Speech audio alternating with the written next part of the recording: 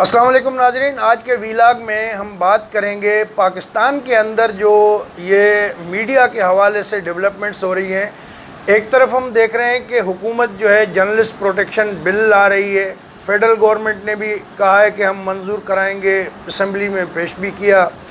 Sindh government نے ذرا سیاسی داؤ پیچ کے حوالے سے پہلے نمبر لینے کے چکر میں انہوں نے بھی پاس کر دیا۔ بات یہ ہے کہ جب آئین پاکستان موجود ہے جس میں تمام شہریوں کے بنیادی حقوق کو تحفظ حاصل ہے، تو پھر جرنلسٹ کیا خلائی مخلوق ہیں؟ ایک طرف تو یہ سوال ہے۔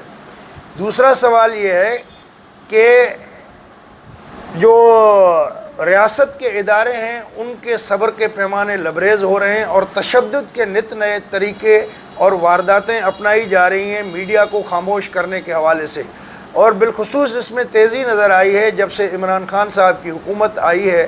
تو ان دو ٹاپکس کے دو ایشوز کے حوالے سے بات کریں گے۔ ہمارے ساتھ سینئر صحافی اور تجزیہ کار سہیل سانگھی موجود ہیں۔ سہیل صاحب، بہت بہت شکریہ کہ آپ نے ٹائم دیا۔ تو جیسا کہ ہم نے یہ شروع کیا، بات بھی کی کہ یہ کیسا عجیب قسم کا تضاد ہے کہ ایک طرف آپ صحافیوں کے تحفظ کے بل پاس کر رہے ہیں، دوسری طرف جو ہے آپ صحافیوں کو گھر میں گھس کے مار رہے ہیں۔ ابھی ریسنٹلی اسد طور کا واقعہ ہوا، اس سے پہلے ابصار عالم کو گولی لگی، حامد میں پیٹ میں 2 گولیاں لے کے پھر رہا ہے۔ تو یہ ہو کیا رہا ہے؟ دیکھیں، پہلی بات تو یہ کہ پاکستان میں میڈیا پر مسلسل جو حملے ہوتے رہے اور وہ حملے بعد میں انہوں نے جسمانی حملوں کی شکل اختیار کی، اور یہ پورا کا پورا جو ہم اگر سلسلہ دیکھیں یہ 2017-18 سے معاملہ شروع ہوا اور وہ آگے بڑھ کے جا رہا ہے۔ مسئلہ یہ کہ جب اسلام آباد میں جو کہ ہمارا یہ کیپٹل ہے اور وہاں پر بڑے نام والے صحافی ہیں، تو جب کیپٹل میں اور اتنے بڑے نام والے اتنے بڑے میڈیا کے اداروں سے ساتھ منسلک لوگ محفوظ نہیں ہیں، تو پھر اور جو چھوٹے شہروں میں گاؤں گوٹھوں میں جو صحافی ہیں وہ کیا محفوظ ہوں گے؟ بیسیکلی یہ گورنمنٹ کا ایک پالیسی ہوتی ہے۔ دیکھیں، جیسے آپ نے کہا کہ بھئی آئین کے اندر یہ چیز موجود ہے کہ ہر شہری کی عزت جان مال کی جو ریاست ہے وہ تحفظ کرے گی، تو اس کے لیے الگ سے کوئی قانون بنانا، یہ ایک نظر میں ہم اس کو یوں بھی دیکھتے ہیں کہ یہ ایک امتیازی قانون ہے صحافیوں کے لیے کہ بھئی صحافی، بھئی آپ جو بہت زیادہ معزز ہو اور آپ کے لیے ہم الگ سے قانون بنا رہے ہیں۔ بھئی معزز ہو تو ہمیں عزت بھی تو دو، عزت نہیں دے رہے ہیں، آپ کے لیے قانون بنا رہے ہیں۔ یہ ایک راستہ بنا رہے ہیں تاکہ کچھ اور ادارے، کچھ اور سیکٹر، کچھ اور لوگ وہ اپنے لیے ایک الگ سے اس طرح کے استثناءات جو ہیں وہ لے سکیں اور اپنے تحفظ کے لیے وہ چیزیں لے سکیں۔ اس سے کیا مراد ہے آپ کی؟ یعنی سیکیورٹی کے ادارے جو ہیں یا ججز ہو گئے، ان کو تو پہلے بھی قانون میں اس طرح کی استثناء ہے کہ ان کے خلاف بات نہیں ہوگی، پارلیمنٹ کے فورم پہ تنقید نہیں کر سکتے آپ قومی مفاد میں۔ تو یہ چیزیں کیا پھر آپ کو لگ رہا ہے کہ اس کی آڑ میں، صحافیوں کے تحفظ کے قانون کی آڑ میں، ان کے تحفظ کے لیے قانون بنانے کی تیاری ہو رہی ہے؟ میرا خیال ہے کہ جس طرف چیزیں جا رہی ہیں وہ اسی طرح کی ہیں، اور اگر ہم یہ دیکھیں کہ بھئی ویسے تو قانون میں جو آپ کا پی پی سی ہے یا آپ کے جو نارمل لاز ہیں اس کے اندر وہ ٹھیک سے اگر امپلیمنٹ ہوں تو کوئی ایشو تو نہیں ہے نا۔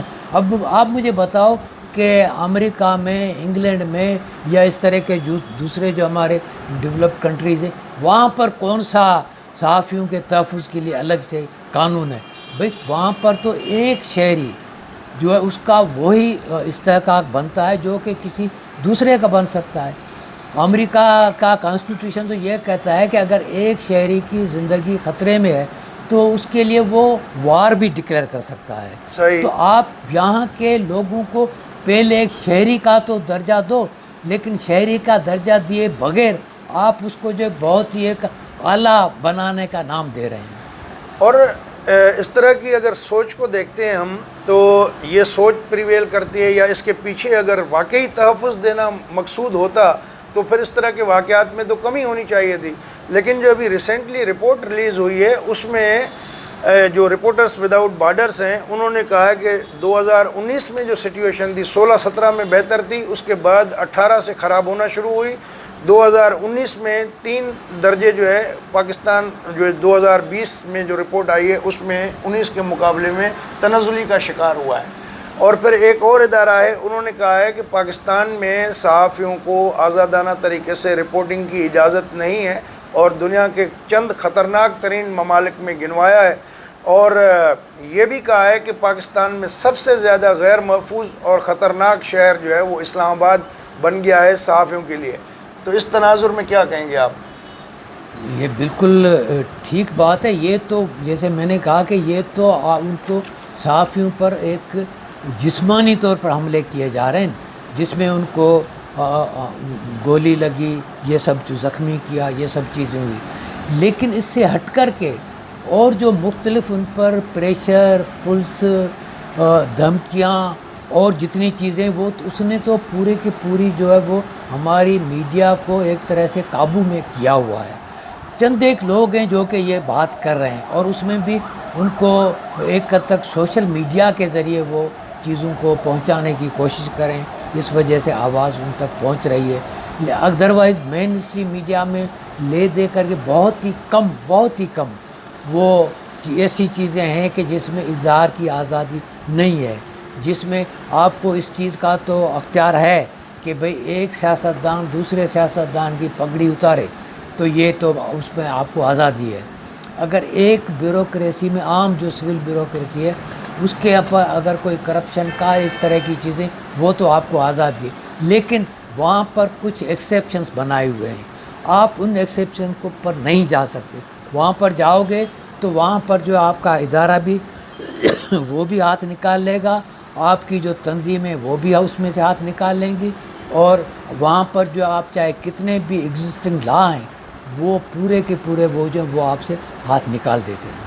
تو اس میں آپ کیا سمجھتے ہیں کہ یہ جو تاثر بن رہا ہے کہ پی ٹی آئی کے اس 3 سالہ دور، جو 3 سال ان کو مکمل ہوں گے اگست میں، تو اس پیریڈ میں وائولنس اگینسٹ جرنلسٹ جو ہے وہ بڑھ گیا ہے. واردات، دینہ دستی جو ہے وہ زبردستی جو ہے، جس طرح ابھی اسد طور کو گھر میں گھس کے مارا، اب سارا عالم گھر کے سامنے واک کر رہے ہیں، اس کو گولی مار دی. تو جتنے بھی اس طرح کے واقعات ہوئے، 2020 میں 4 صحافی پاکستان کے اندر قتل ہوئے، تو کسی کا مقدمہ منطقی انجام تک نہیں پہنچتا، انویسٹیگیشن پراپر نہیں ہوتی. ظاہر ہے کہ اس میں رکاوٹ کون کریٹ کرتا ہے؟ دیکھیں مسئلہ یہ کہ اگر کوئی بھی ایک بھی اگر یہ مثال قائم کرتے تو اس کے بعد دوسرا واقعہ نہیں ہو سکتا تھا. یہ اوور آل گورنمنٹ کی جو پالیسی ہوتی ہے وہی میسیج نیچے کنوے کرتی ہے کہ کیا چیز ہو، کیا چیز نہ ہو. اور گورنمنٹ کی چونکہ پالیسی ایسی ہے جو کہ یہ بتاتی ہے کہ بھئی صحافیوں کو یا میڈیا کے بارے میں کوئی چیز کرنی ہے، دبانی ہے، اس پر حملہ کرنا ہے، تو وہ جو ہضم ہو جائے گا تو پھر جو اوپن فار آل ہو جاتا ہے، جس کا بھی موقع لگتا ہے وہ راستے چلتے، اس کو جو چمبا مار دیتا ہے تو وہ بھی چلتا ہے. تو یہ سب چیزیں جو اس طرح سے بن رہی ہیں، تو میرا خیال ہے کہ خود جو ریاست کی، جو ہماری حکومت کی جو پالیسی ہے وہ اس پر ہے ہی نہیں کہ صحافت کو یا صحافیوں کو آزادی ہو یا ان کو جو ہے پروٹیکشن حاصل ہو یا کسی طرح سے پورے طریقے سے صحافت جو آزاد صحافت فروغ اس کا ہو. دوسرا سوال صاحب، یہ سنا ہے کہ حکومت میڈیا مینجمنٹ اور ڈیولپمنٹ اتھارٹی کے نام سے کوئی نیا بل لانا چاہتی ہے، جس میں سوشل میڈیا کو بھی ساتھ رگڑا لگائیں گے. اس کے لیے بھی لائسنس کے بغیر آپ ٹویٹر پہ، فیس بک پہ اکاؤنٹ نہیں کھول سکیں گے. تو یہ نیا ڈرامہ جس میں بڑا سزائیں بھی بڑی بھاری جرمانے ہیں اور لائسنس منسوخ کرنے اور ریگولیٹ کرنے کے لیے ایک اتھارٹی، یہ کس طرح نظر آ رہی ہے آپ کو؟ دیکھو یہ اگین ایک اور قانون ہے، ایک اور پالیسی ہے جس کے تحت جو ہے وہ میڈیا کو اور میڈیا کے اداروں کو یا اس میں جو جرنلسٹ ہیں ان کو جو دبانے کی، ان کے اظہار کو روکنے کی بات ہے. مسئلہ یہ کہ آپ کیا رجسٹر کرنا چاہ رہے ہو. پاکستان کا شہری ہے، اس کے پاس شناختی کارڈ ہے اس کا یا پاسپورٹ ہے تو وہ کافی ہے.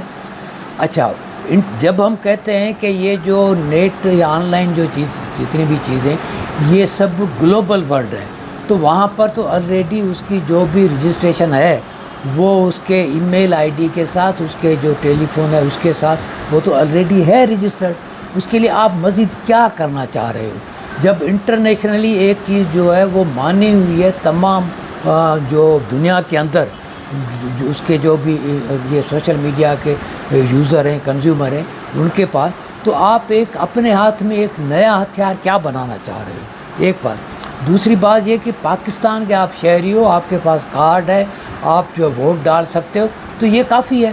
اس کے لیے آپ مزید کوئی چیز بنانا چاہ رہے ہو تو اس کا مطلب یہ ہے کہ دراصل آپ یہ نہیں چاہ رہے ہو کہ ایک عام آدمی بغیر کسی ایک ڈر کے ایک آزادانہ طور پر ایک جمہوری طریقے سے اپنی آواز جو ہے وہ دوسرے لوگوں تک پہنچائے، آپ اس کو روکنا چاہ رہے ہو۔ اس سے تو یہی لگتا ہے۔ اچھا، مختصراً بہت وقت بھی ہمارا تھوڑا کم رہ گیا ہے بلکہ زیادہ ہو گیا ہے، تو آخر میں مختصراً اختصار کے ساتھ بتائیں کہ ایوب خان کے زمانے سے لے کے پاکستان میں میڈیا پہ قدغنیں لگتی رہی ہیں اور مزاحمت بھی ہوتی رہی ہے، اس کی ایک تاریخ ہے، لیکن جس طریقے سے اب سوشل میڈیا کا زمانہ ہے، انٹرنیشنل ایک پوری دنیا گلوبل ایک ولیج بن چکی ہے، تو ایسے ماحول میں جو اس طرح کی حرکتیں ہیں اس سے کیا آپ پابندیاں لگا پائیں گے؟ کیا سماج سے، سوسائٹی سے مزاحمت نہیں ہوگی؟ اس کی یقیناً مزاحمت ہوگی۔ ہمارے پاس جو میڈیا کی اپنی جو انٹروڈکشن ہے یا جو آیا ہے وہ تو اصل میں انگریزوں کی طرف سے آیا ہے، تو یہاں پر جو ہے وہ میڈیا کا ماڈل وہی ہے جو کہ برطانیہ کا تھا، تو اس کے اندر اس کی مزاحمت یقیناً ہوگی۔ یہ پورے طور پر اس کو کوشش کریں گے کہ یہ کوئی سعودیہ کا، کوئی ترکی کا، کوئی ملائیشیا کا، کوئی اس طرح کا کوئی ماڈل دینے کی کوشش کریں، یہ یقیناً کوشش تو ہوگی، لیکن میرا خیال ہے کہ اس کی ٹھیک ٹھاک قسم کی مزاحمت ہوگی۔ تو ابھی ریسنٹلی جو بی بی سی کو انٹرویو دیا ہے انفارمیشن منسٹر فواد چودھری صاحب، وہ تو کہتے ہیں کہ پاکستان میں میڈیا آزاد ہے اور 43 انٹرنیشنل چینلز جو ہے اس کو دیکھنے کھانے کی اجازت ہے، اور 112 پاکستان کے مقامی ٹی وی چینل جو آپریشن میں ہیں، اور 258 ایف ایم اسٹیشنز جو ہے وہ کام کر رہے ہیں، تو لہٰذا پاکستان میں تو کوئی قدغن ہے ہی نہیں۔ اور مغربی دنیا نے آئی ایس آئی کو نشانہ بنانے کا ایک فیشن بنا لیا ہے کہ جب بھی پاکستان میں اس طرح کی چیزیں ہوتی ہیں تو بڑے افسوس کے ساتھ یہ کہنا پڑتا ہے کہ فواد چودھری جو کہ اس حکومت کا ایک لبرل فیس سمجھے جاتے ہیں، وہ یہ کہہ رہے ہیں کہ اسد طور پہ حملہ جو ہے وہ اسائلم لینے کی ایک کوشش ہے۔ کعبے کس منہ سے جاؤ گے غالب، اگلی بات آپ خود ہی سمجھ گئے ہوں۔ دوستو، اگر یہ ویڈیو آپ کو اچھی لگے تو اپنے دوستوں کے ساتھ شیئر کیجیے گا، اور ہمارا چینل سبسکرائب نہیں کیا تو اس کو سبسکرائب بھی کر دیجیے گا۔ اور میں نے گلا بھی کیا تھا آپ کو پچھلی دفعہ کہ 80% میرے دیکھنے والے جو ہیں وہ نان سبسکرائبر ہیں، تو اپنا خیال رکھیے گا۔ بہت بہت شکریہ، اللہ حافظ۔